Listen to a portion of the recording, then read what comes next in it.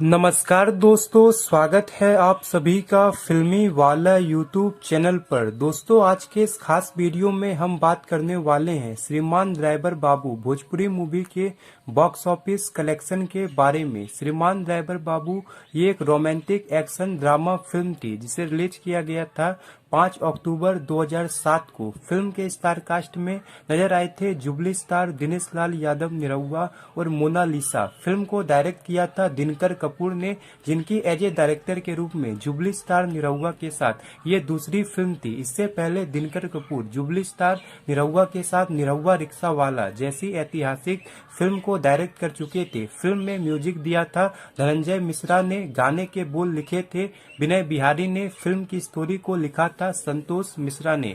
बात करें फिल्म के बॉक्स ऑफिस कलेक्शन के बारे में तो इस फिल्म का बजट 1 करोड़ 7 लाख रखा गया था और इस फिल्म ने बॉक्स ऑफिस पर 6 करोड़ 34 लाख की कमाई किया था और ये फिल्म बॉक्स ऑफिस पर 2007 की एक सुपरहिट फिल्म साबित हुई थी। वैसे आपने इस फिल्म को देखा है या नहीं, कमेंट बॉक्स में जरूर बताएं और ऐसी ही कुछ इंटरेस्टिंग जानकारी रेगुलर पाने के लिए लाइक, शेयर और सब्सक्राइब जरूर करें। धन्यवाद।